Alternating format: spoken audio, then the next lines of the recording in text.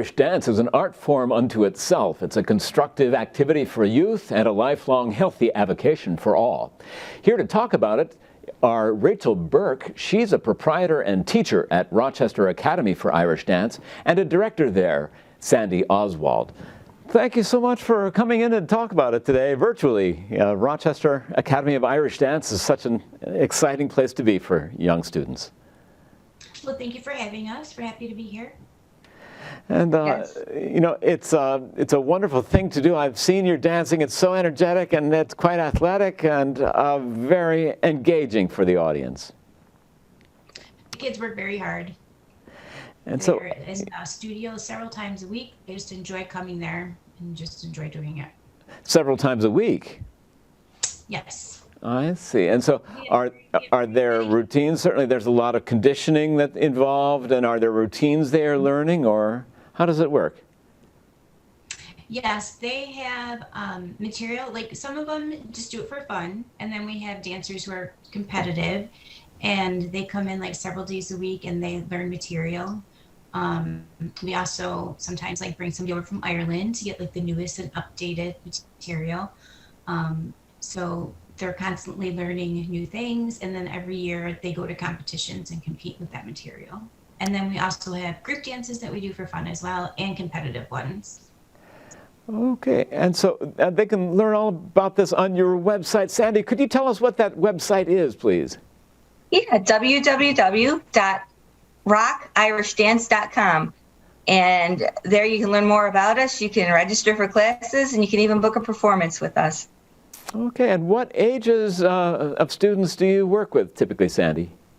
We have students starting at age 2. We have our jump and jig and our mommy and me classes for the little ones, on up to adults. On up to adults, yeah. So they really can do it lifelong. Absolutely, absolutely. And right now we have over 100 registered students, so all ages, all abilities, all levels. We teach everybody. And Rachel mentioned several times a week. Is this primarily after school or weekends, or when does this happen? It is both. We do nightly classes and we do weekend classes. Nightly and weekends, I see, I see. And Rachel, what kind of music do the dances happen to? It is Irish music. There's like lots of different musicians out there, some from Ireland, the States, Canada. They all have different CDs out, and we use their music. There's like this thing called Fetch app that was created too, that we use that a lot. It was created by 2 musicians in Ireland, and so they constantly put new music on there, and we use that app a lot. I see. And are these styles that people would know? I mean, are there hornpipes in there and jigs? What kind of music is it? There's reels, jigs, slip jigs, treble jigs, set pieces with all different names. Like there's different names of set pieces they call, like Planks of Jury, Planks of You, Kilkenny Races. They're like named after different things. And so now, some people are familiar with ballroom dance, and if you do a tango, you're expected to see certain moves in a tango and certain steps and whatnot. Is it that way for Irish dance as well? There are certain moves that you have to be able to do, but it is for competition. Like each school has their own choreography. So, and the judges are not set there. They're looking for particular things. They're just looking who technically does it right and with the choreography. I see. And are the students able to watch their own work, Sandy? I mean, do they work to a video recording or anything that they can see their stuff? Or Sometimes we will have a recording of one of the students doing the steps so that other students can learn from that. So when they practice at home, they have an example to follow. But typically at competitions, they're not allowed to be recorded. Oh, I see. But at performances, they can. Oh, interesting, interesting. Now, Sandy, for those who don't know, Rachel, for those who don't know Irish dance at all, what's the basic style? I mean, is there a lot of hand gesture, for instance? Typically for competition, it is arms down by your side with fists in your hands. Unless you're doing a group dance, then there are arm movements. But For solos, it is arms down by their side. Solos is arms down there. And is it akin to the clog dancing that we have from the Appalachians over here, for instance? I would say it's quite different. I see. Yeah. And is there a like special... for Irish dancing, you have to make sure your feet have to be crossed at all times. You have to stay up on your toes the whole time. Everything has to, it's very technical. I see. And is there special footwear that they wear with the style of dance? They do. There are soft shoes that are called gillies, and then there are hard shoes that have like fiberglass tips and heels. And is the sound of the shoe part of the style? For the hard shoe, so if they compete, or even if they do performance, there are soft shoe dances and hard shoe dances. But for competition, they're judged on their soft shoe round and then their hard shoe round. Oh my, and there must be costuming involved too. Oh yes. They're very showy. Like the kids, when they reach a certain level, they can create their own and design their own, and they're very blingy. The kids love that part. Now, Sandy, who provides those costumes? Well, we have, there are designers in the United States and overseas. A lot of people will get their solo dresses from a designer in England a lot of times, or Ireland. But yeah, they could be anywhere, and Australia. it's kind of pricey. Yeah, I was thinking it's somewhat akin to a horse show where they can invest, quite a lot in the dressage, in the whole appearance of the performance. Lots of Swarovski crystals, yeah. And many crystals. And are your parents providing that for their own students mostly?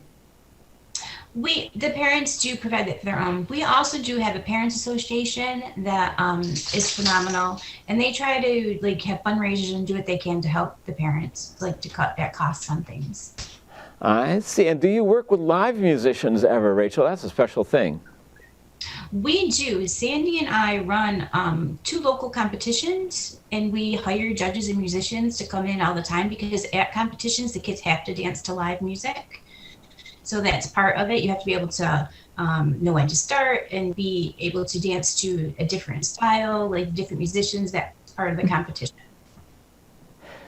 And if I choose a reel, for instance, is everybody going to know a reel goes this fast? And tempo is important for dancers.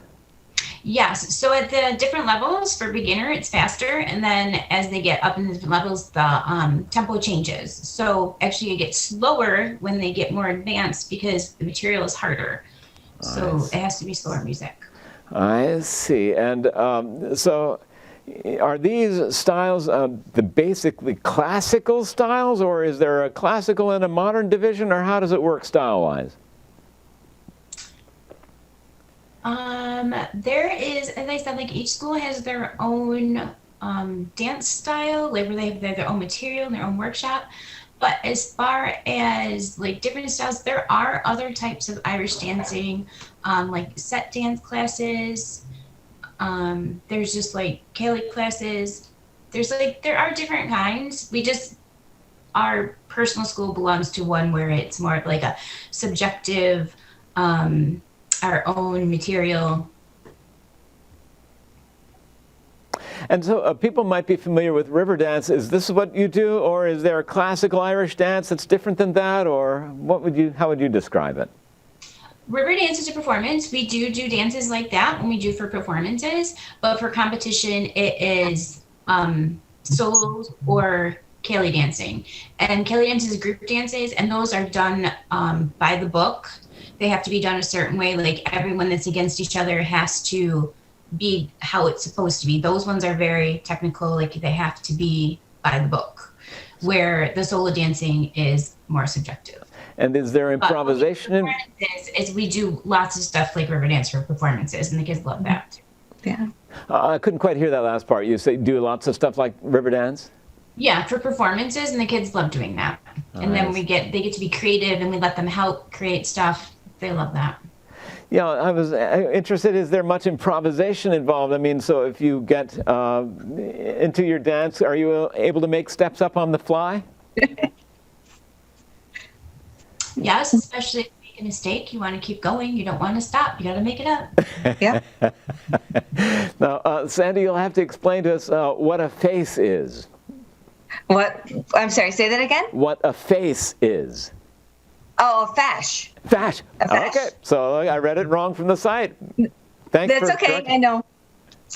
FEIS, it's pronounced fash, and that's a local competition. So, like Rachel said, her and I co-chair 2 local competitions where people from our area, and actually they come in from Canada too, Ohio or whatever, and compete.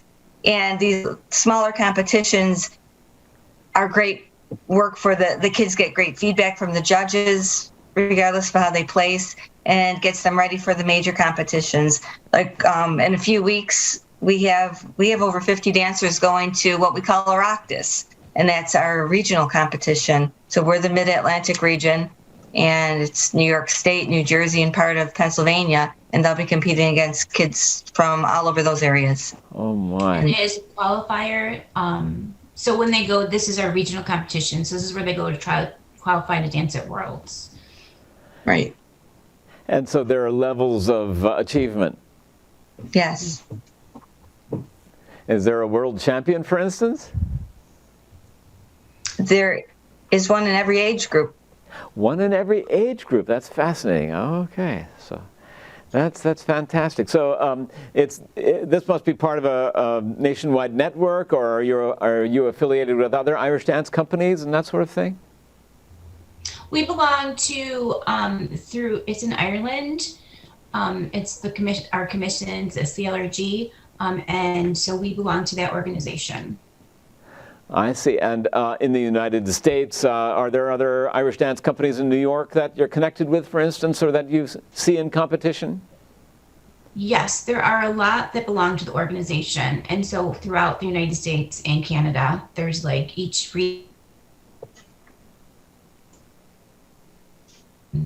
board, and then there's like a national board over all of that, and then there's in Ireland, everybody goes through that particular hierarchy in the board. Oh, that sounds fascinating. Well, yes. We're going to do that segment again since she froze on us, unfortunately. Okay, and could we also, sorry, Brian, could we raise Rachel's volume a little? I can't quite hear her. Sometimes I cut her off because I can't hear. We can try and increase the volume into the room for you, but as far as the volume goes, she would have to do that. Okay. I will try to talk louder. I'm a soft talker, sorry. I just don't want to interrupt you, Rachel. I'm sorry, I can't hear you, the end of your sentence sometimes. Okay, I'll talk louder. Oh, thank you. Okay, good. Okay, so you know what? I'm going to go back to the bit about the face, okay? Because everybody's going to pronounce it face. The fash. Yeah, Fash. but I'm not going to say fash, okay? So I'm going to say Oh. face. Okay. Okay, so can we pick it up there? Sure. Okay. So Sandy, you'll have to tell me what a face is. I think you mean fesh. So we pronounce them feshes. F-E-I-S is pronounced fesh, but that's a local competition. As Rachel had mentioned, she and I co-chair 2 local competitions here in the Rochester area. And a local competition is a place where our dancers from this area, some come from Ohio and even Canada, and they come and compete. The dancers get great feedback for that, and it helps prepare them for a major competition. Like in about 3 weeks, we have over 50 dancers going to what we call Oratio, and that's our regional competition. Our region is the Mid-Atlantic region, which is New York, New Jersey, and part of Pennsylvania. And then Delaware too. what? We have Delaware too. We do? Okay, we have Delaware too. I think so. I could be wrong. I'm not sure, but it's a pretty big region. Honestly, we have probably one of the biggest regions because of the number of dancers in New York State. And are these people interested in Irish culture, or is it in their heritage, or how do they come to the Irish dance in particular over other kinds of dance? Oh, it's all over. It's all nationalities take from in our school and all over in all the other schools. It's not just Irish. I mean, there are a lot of Irish people who want to get into for that, but it scans everybody. There's not just Irish. Right. Well, that sounds very exciting. Sandy, in just a few seconds we have left, please give us your website one more time and tell us how people can register and become involved. All right, just go to www.rock, R-O-C, that is irishdance.com. And from there, there's all kinds of links. You can learn more about us there. You can register for classes, you can contact us, and you can book a performance. Oh, you can book a performance, so you get paid to go out and run out shows. Absolutely. Oh, We love doing shows. We probably at St. Patrick's Time, we do over 30 of them, but we dance out all year long. Isn't that fantastic? And do you have anything around the holiday time? Well, we have the thing with you, the Oratorio Society. We're dancing there. We usually do, I don't know if they're having it, but in Canandaigua, they usually have a show. But yeah, we'll do some things over the holidays. This Saturday, the Irish Children's Program is also having a fundraiser that we will be dancing at. Very good. Well, it's been a great pleasure to have you with us today, and thank you so much for telling us so much about the Rochester Academy for Irish Dance. With us today are Rachel Burke. She's a proprietor and teacher at the Rochester Academy of Irish Dance, and Sandy Oswald, a director there. Thank you both so much. It's been great to talk to you and learn so much today. Thanks for having us, Eric. In the Spotlight is a production of Penfield Television with sponsorship from Nokan & Associates, a private wealth advisory practice of Ameriprise Financial Advisors.